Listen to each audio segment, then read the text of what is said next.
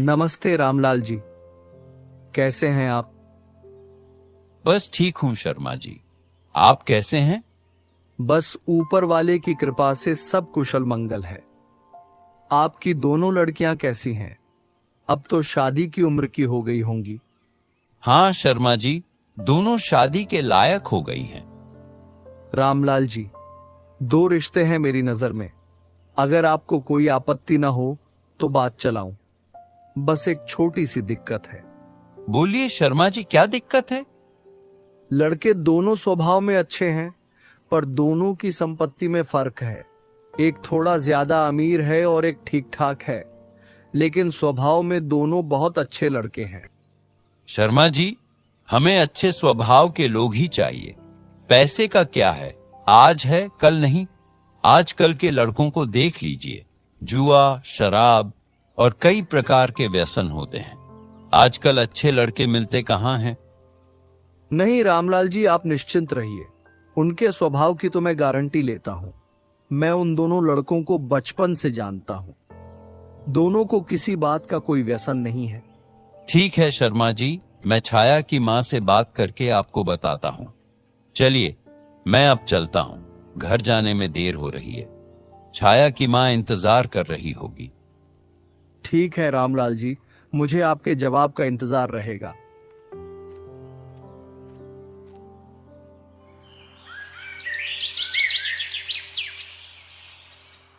छाया की माँ, जरा बाहर आओ, मुझे तुमसे जरूरी बात करनी है। बोलिए ना, क्या बात है? हमारी दोनों बेटियां कहीं दिखाई नहीं दे रही हैं। जी, वह अपनी सहेली के घर गई है। आप बताइए, आप क्या कह रहे थे? अरे, वह मंदिर के बगल वाले शर्मा जी हैं ना? वह कह रहे थे कि उनकी नजर में 2 रिश्ते हैं जो बहुत अच्छे हैं। इस बारे में तुमसे बात करनी है। हाँ बोलिए ना, मैं भी वही सोच रही थी कि हमारी दोनों बेटियां शादी के लायक हो चुकी हैं। अब हमें उनके लिए लड़के देखकर उनकी शादी कर देनी चाहिए। हाँ, मैं वही कह रहा था। शर्मा जी कह रहे थे कि उनकी नजर में 2 लड़के हैं। स्वभाव में दोनों बहुत अच्छे हैं, बस एक छोटी सी दिक्कत है। कैसी दिक्कत? दिक्कत ऐसी है कि उन लड़कों में एक के पास थोड़ी बहुत जमीन है और दूसरे के पास उससे ज्यादा है, लेकिन दोनों ही लड़के बहुत अच्छे हैं। तुम तो जानती हो, आजकल अच्छे लड़के कहाँ मिलते हैं। क्या करें, कुछ समझ में नहीं आ रहा।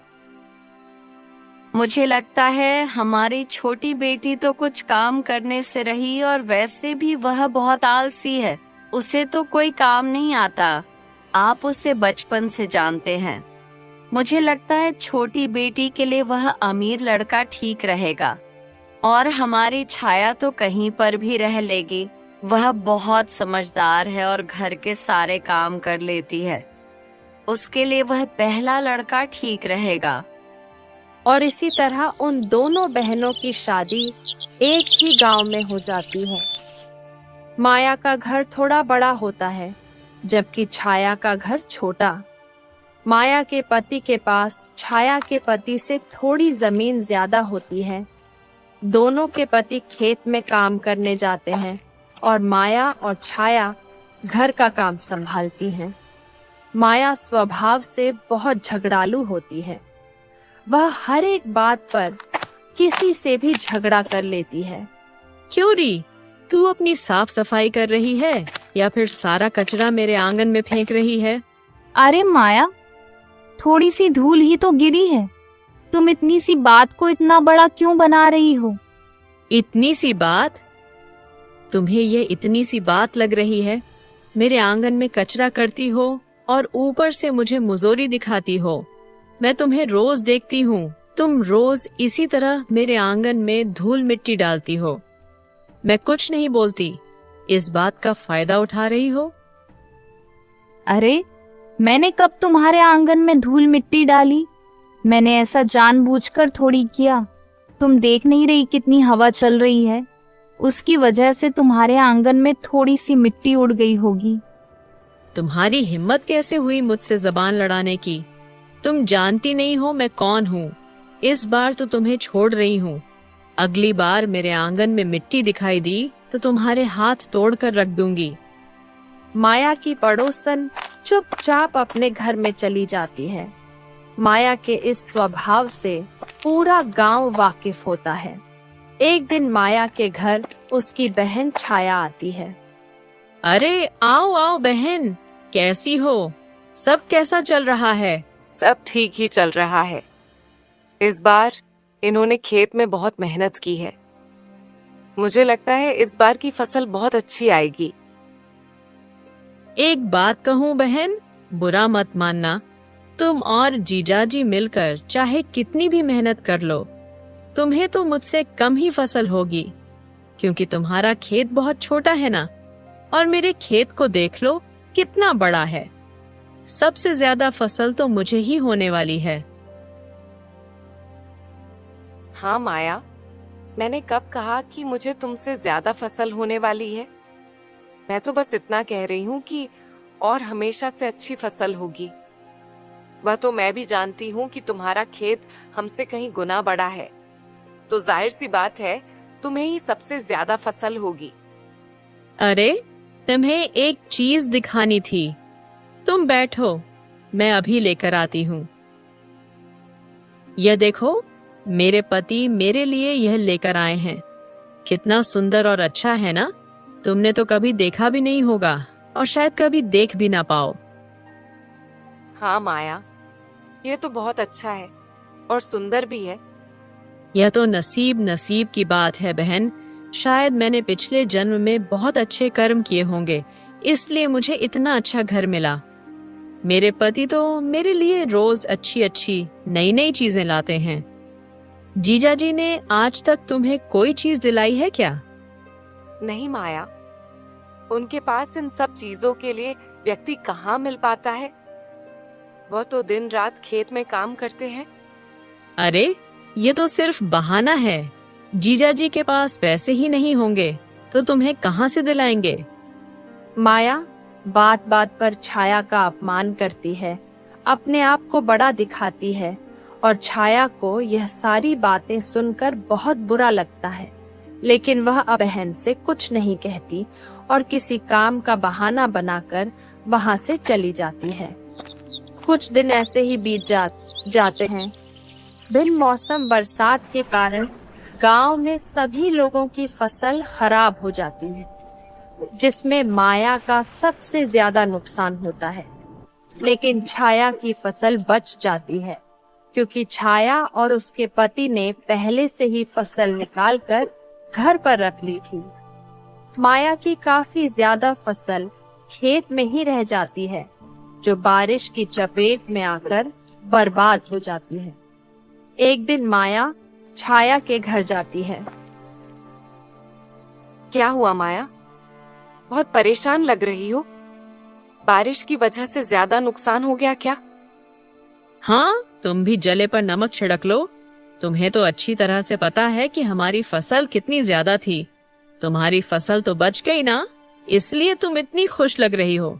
मन ही मन बहुत खुश हो रही होगी कि मेरा नुकसान हो गया। ये तुम क्या कह रही हो माया? मैं भला ऐसा क्यों सोचूंगी? मुझे तो तुम्हारे लिए बहुत बुरा लग रहा है। हाँ, मुझे पता है।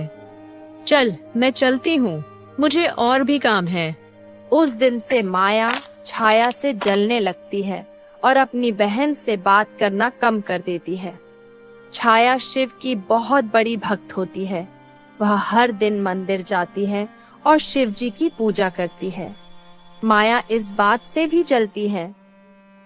हे शिव जी, मुझ पर बस इतनी सी कृपा करना कि मेरी वजह से कभी किसी का मन ना दुखे। तेरा आशीर्वाद सदा मेरे परिवार पर बना रहे और जीवन भर तुझसे जुड़ी रहूं, तेरी भक्ति करती रहूं। अच्छा, लगता है छाया शिवजी की पूजा करती है, इसलिए उसकी फसल बच गई और मेरी फसल खराब हो गई। अगर इसने ऐसे ही शिवजी को प्रसन्न कर दिया तो यह मुझसे आगे निकल जाएगी, मुझसे अमीर बन जाएगी। नहीं, मैं ऐसा नहीं होने दूंगी। कल से मैं भी शिव के मंदिर जाऊंगी और शिव जी को मैं ही प्रसन्न करके दिखाऊंगी। माया छाया के मंदिर जाने से पहले ही फूल तोड़ने जाती है। वह खुद अच्छे अच्छे फूल तोड़ लेती है और बाकी के फूल नीचे फेंक देती है ताकि छाया को मंदिर में चढ़ाने के लिए फूल न मिले। हे शिव जी, मैं आज से आपकी बहुत भक्ति करूंगी, सेवा करूंगी। मुझ पर इतनी कृपा करना प्रभु कि मैं इस गांव में सबसे अमीर बन जाऊं। मुझसे आगे कोई जा ही ना पाए। मैं चाहती हूँ कि आपकी कृपा दृष्टि सिर्फ मुझ पर ही रहे। हे प्रभु, मुझ पर कृपा करना। मैं रोज सवेरे जल्दी आकर सबसे पहले फूल मैं ही चढ़ाऊंगी। अरे ये क्या, इतने सारे तो फूल थे, कहाँ गए? ये किसने किया? सारी कलियां भी नीचे पड़ी हुई हैं। अरे छाया, ये सब तुम्हारी बहन का किया धरा है। वह आती है और फूल तोड़कर ले जाती है और कलियां भी तोड़कर नीचे फेंक जाती है। कल आने दो उसे, बताती हूँ।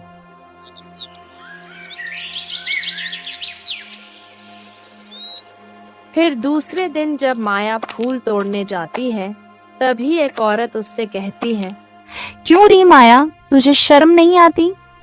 मेरे बगीचे में रोज फूल तोड़ती है। तू शिवजी के लिए फूल ले जाती है तो मैं भी तुझे कभी मना नहीं करती, लेकिन तू फूल तोड़कर कलियां भी नीचे फेंक कर जाती है। अगर तुझे फूल ले जाना ही है तो सीधी तरीके से फूल तोड़कर नहीं ले जा सकती, बाकी के पौधों का क्यों नुकसान करती है? तेरी इतनी हिम्मत, तू मुझसे ऐसी बातें कर रही है? शुक्र मना कि मैंने सिर्फ कलियां ही तोड़ी हैं, तुझे नहीं तोड़ा। अगर मुझसे ऐसी बात करेगी तो तुझे भी तोड़ डालूंगी। मेरे मुंह मत लग, तू जानती नहीं है मैं कौन हूँ। गांव में किसी की हिम्मत नहीं जो मुझसे ऐसी बात करे। आइंदा मुझसे ऐसी बात की तो तेरा मुंह तोड़ दूंगी। राम राम राम, चोरी तो चोरी, ऊपर से सीना जोरी। मेरे ही बगीचे से फूल ले जाती है और मुझसे ही मुझे मारने की बात करती है। तुझ जैसी औरत से बात करना ही बेकार है।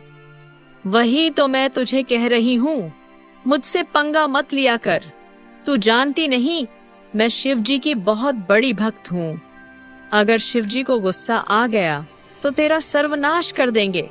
आइंदा मुझसे भिड़ना मत और ना ही मुझे फूल तोड़ने के लिए टोकना, नहीं तो अच्छा नहीं होगा। वह औरत वहां से चुपचाप चली जाती है। ऐसे ही कुछ दिन बीत जाते हैं। एक दिन माया छाया के घर जाकर कहती है, अरे ओ दीदी, क्या कर रही हो?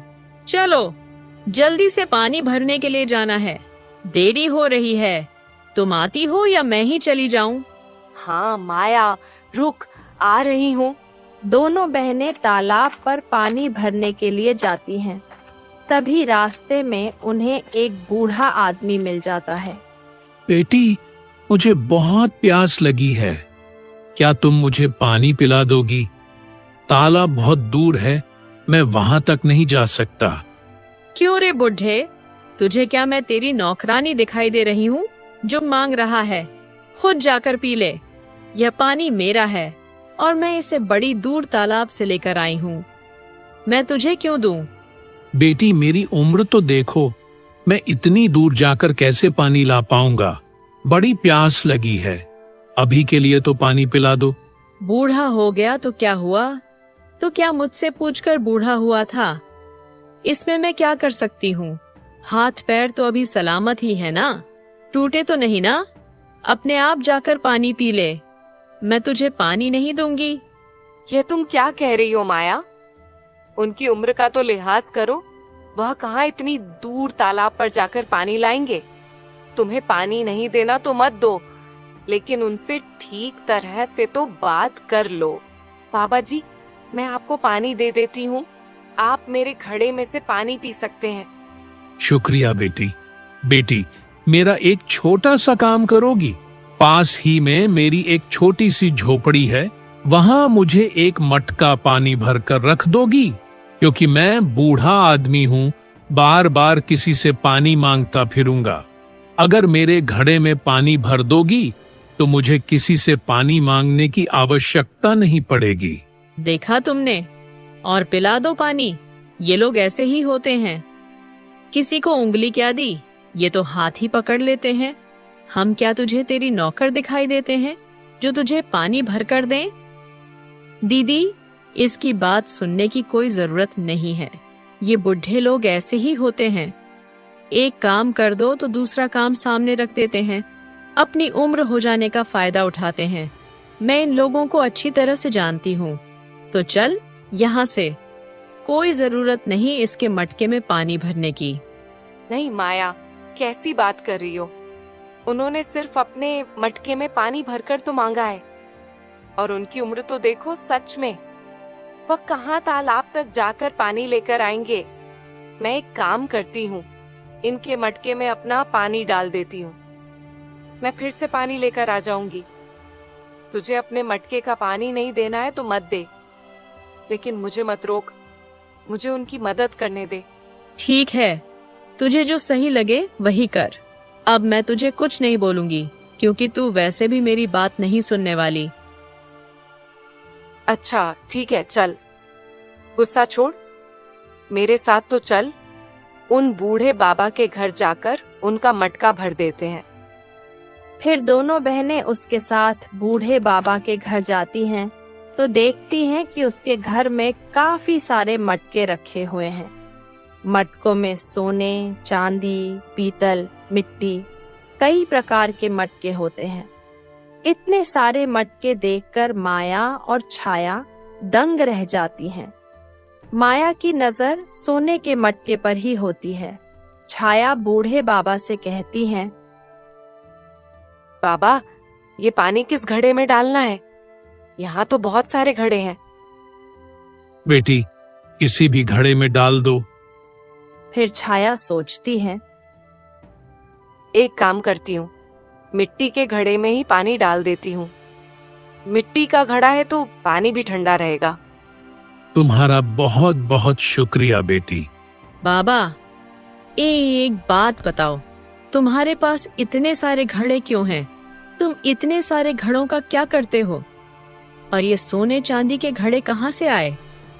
बेटी, मुझे पहले से ही घड़े काफी पसंद हैं, इसलिए मैंने सोने चांदी के घड़े भी बनवा रखे हैं। और एक खास बात, इस सोने के घड़े में गुप्त रूप से धन छुपा हुआ है। जब भी किसी को कोई जरूरत होगी, जिस व्यक्ति के पास कोई घड़ा नहीं होगा, मैं उसे यह घड़ा दूंगा जिसे सचमुच जरूरत होगी। लेकिन बाबा, अगर मुझे इस घड़े की जरूरत पड़ी तो क्या तुम मुझे दोगे? वैसे मुझे तो नहीं लगता कि तुम मुझे यह घड़ा दोगे, क्योंकि मैंने तुम्हें पानी नहीं पिलाया ना, इसलिए तुम मुझे यह घड़ा तो देने से रहे। बेटी, तुमने मुझे पानी नहीं दिया, वह तुम्हारा कर्म है। लेकिन अगर तुम्हें सचमुच इसकी जरूरत है तो मैं यह घड़ा तुम्हें जरूर दूंगा, क्योंकि वह मेरा कर्म है। जब भी किसी को जरूरत पड़ेगी, मैं उसकी सहायता अवश्य करूंगा। तुमने मुझे पानी नहीं पिलाया, इस वजह से मैं अपना कर्म क्यों खराब करूं? मैं जरूर दूंगा, लेकिन मुझे नहीं लगता कि तुम्हें इस घड़े की आवश्यकता है, क्योंकि तुम्हारे पास तो घड़ा है। अच्छा ठीक है बाबा, अब हम चलते हैं। हमें देरी हो रही है। मुझे फिर से तालाब में जाकर अपना मटका भी भरना है। चलती हूँ बाबा। दोनों बहनें वहां से घर आ जाती हैं।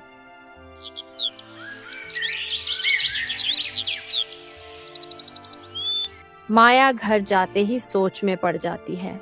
क्या करूं? ऐसी कौन सी तरकीब निकालूं कि उस बुढ़े के पास से मुझे सोने का घड़ा मिल सके? मुझे कुछ भी करके उसके पास से वह घड़ा निकालना है, लेकिन कैसे निकालूं? उसने कहा था उसमें गुप्त रूप से धन है। अगर वह घड़ा मुझे मिल जाए तो मैं गांव में सबसे अमीर बन जाऊंगी। मुझे कुछ भी करके उस बुढ़े से वह घड़ा निकलवाना होगा। कुछ तरकीब सोच माया, इससे पहले कि कोई और वह घड़ा ले जाए। मुझे वह घड़ा पाना ही होगा। माया बहुत सोचती है, फिर उसे एक तरकीब सूझ जाती है। वह दूसरे दिन सुबह जल्दी उठकर छाया के घर जाती है। अरे दीदी, क्या कर रही हो? अभी तक सो रही हो क्या? चल जल्दी, हमें पानी भरने के लिए जाना है, जल्दी चल। अरे माया, तुम इतनी जल्दी आ गई? रुक, थोड़ी देर बाद जाते हैं, अभी इतनी जल्दी क्या है? अरे नहीं नहीं, सब काम छोड़, पहले तालाब के पास चल, मुझे दूसरे भी काम हैं। चल जल्दी, हम पानी लेकर आते हैं। अच्छा ठीक है, मैं मटका लेकर आती हूँ। फिर दोनों तालाब के किनारे पानी भरने के लिए जाती हैं। रास्ते में माया छाया से कहती है, अरे दीदी, मेरा मटका पकड़ना तो जरा। पता नहीं क्यों आज मेरा हाथ दर्द हो रहा है, थोड़ी देर के लिए ले ले, फिर मैं तुझसे वापस ले लूंगी। फिर छाया माया का मटका पकड़ लेती है और माया जानबूझकर उसे पीछे से धक्का देकर दोनों मटके गिरा देती है। दोनों मटके फूट जाते हैं। फिर माया कहती है, अरे ये तुमने क्या किया? मेरा मटका फोड़ दिया। तुम एक मटका भी ठीक से संभाल नहीं सकती? अगर तुम्हें नहीं लेना था तो मुझे कह देती। मेरा मटका फोड़ने की क्या जरूरत थी? अब मैं घर पर क्या जवाब दूंगी? मेरी सास और मेरे पति मटके के लिए मुझे डांटेंगे। यह सब तुमने जानबूझकर किया है। ये तुम क्या कह रही हो माया? मैंने ऐसा जानबूझकर नहीं किया, तुमने ही तो मुझे धक्का दे दिया। तुम देखकर नहीं चल सकती थी? एक तो मेरा मटका फोड़ दिया, ऊपर से मेरे ऊपर इल्जाम लगा रही हो। तुम्हें शर्म नहीं आती? मैं अच्छी तरह से जानती हूँ तुमने मेरा मटका जानबूझकर तोड़ा है, क्योंकि जब मैंने तुम्हें अपना मटका संभालने के लिए दिया था तो तुम सोच रही होगी कि ये खाली हाथ चल रही है, मैं इसका मटका क्यों संभालूं? इसलिए तुमने जानबूझकर मेरा मटका फोड़ दिया। मैं कुछ नहीं सुनना चाहती, मुझे मेरा मटका चाहिए, बस। मैंने जानबूझकर नहीं किया है। अच्छा ठीक है, तू कहती है तो मेरे घर चल, मैं तुझे दूसरा मटका दे देती हूँ। नहीं नहीं, मैं तेरे घर नहीं चलूंगी, मुझे अब दूसरा मटका चाहिए। अभी मैं दूसरा मटका कहाँ से लाकर दूंगी? मेरा मटका भी फूट चुका है। मुझे मटका अभी चाहिए, इसी वक्त। एक काम करते हैं, वो बाबा जी का घर पास में ही है ना, और उन्होंने कहा था कि जब जरूरत पड़े तब मेरे पास आकर मटका ले जाना। तो चल वहां चलते हैं और उनसे मटका मांगते हैं। दोनों बहनें बूढ़े बाबा के घर जाती हैं। छाया उन्हें सारी घटना बताती है और फिर बाबा कहते हैं, बेटा, तुम दोनों को जो भी मटका पसंद आए तुम ले लो, मुझे कोई आपत्ति नहीं, चाहे कोई भी उठा लो। माया सबसे पहले जाकर सोने का मटका उठा लेती है। फिर बाबा छाया से कहते हैं, बेटी, तुम भी अपनी पसंद का कोई मटका उठा लो। मटका तो तुम्हारा भी फूट चुका है, तुम्हें भी मटके की जरूरत है, कोई भी एक ले लो। नहीं बाबा, मुझे नहीं चाहिए, मेरे घर में और भी मटके हैं। अरे नहीं बेटा, मैं कह रहा हूं ना, एक मटका ले लो, जो तुम्हें पसंद आए वह उठा लो। फिर छाया बाबा की बात मान लेती है और मिट्टी का मटका उठाती है। छाया को मिट्टी का मटका लेते देखा माया सोचती है, ये कितनी बेवकूफ है। सामने चांदी का मटका पड़ा है, पीतल का पड़ा है, और ये मिट्टी का मटका ले रही है। इसको तो अक्ल नाम की चीज ही नहीं है, बेवकूफ कही की। छाया को मिट्टी का मटका लेते देखा बाबा मन ही मन बहुत खुश हो जाते हैं। बेटी, तुम्हें पक्का मिट्टी का ही मटका चाहिए, और भी मटके हैं, तुम उनमें से कोई चुन सकती हो।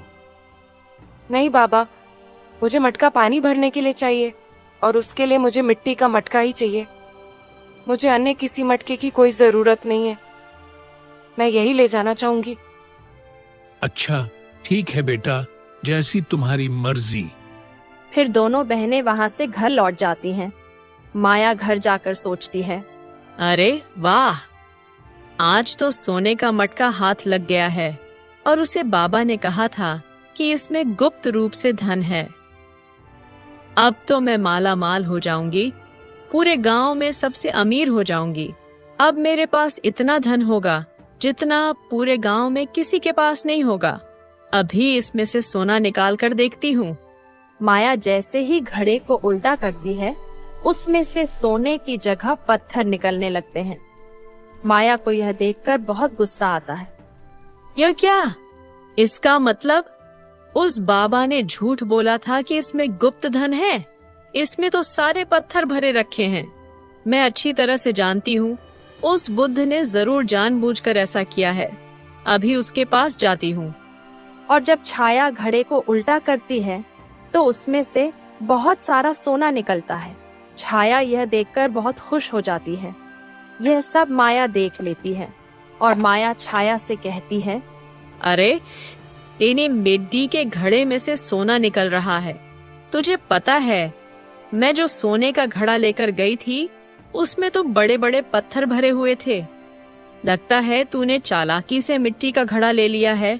एक काम कर, वह घड़ा मुझे दे दे और मेरे सोने का घड़ा तू लेकर जा।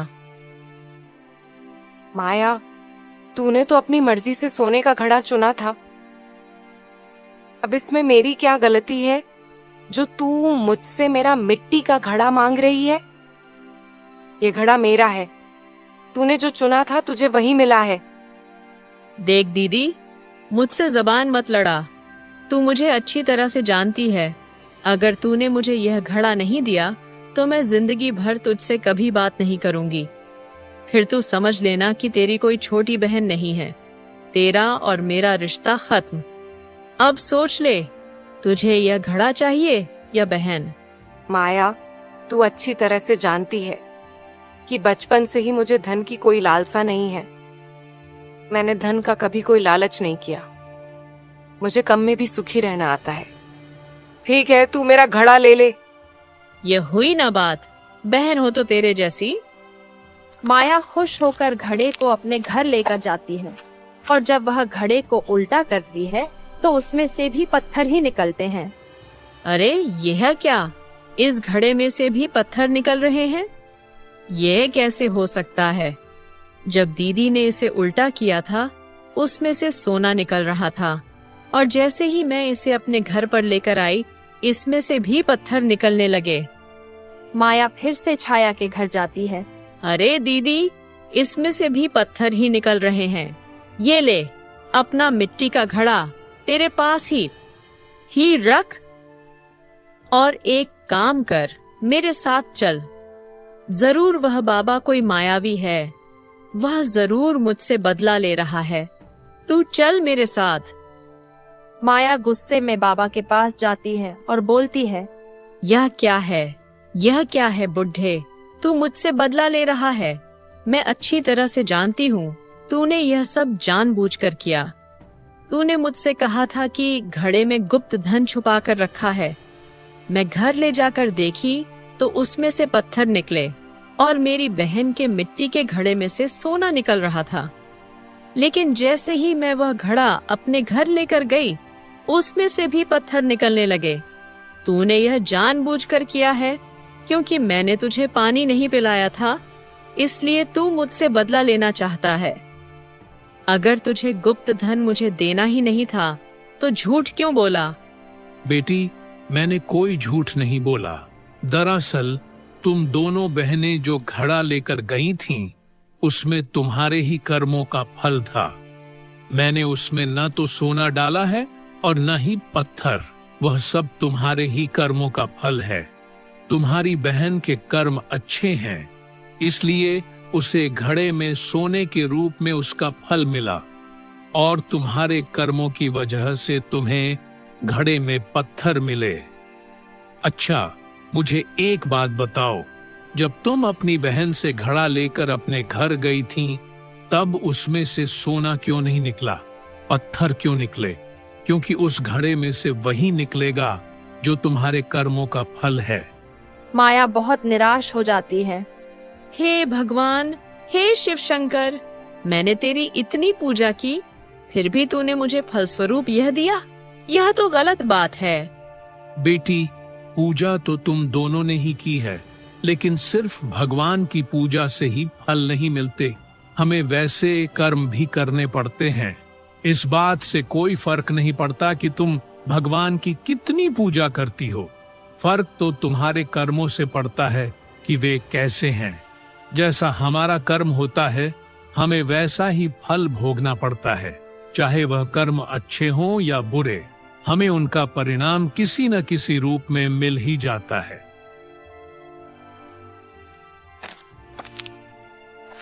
वह बूढ़े बाबा कोई और नहीं, साक्षात भोलेनाथ ही थे।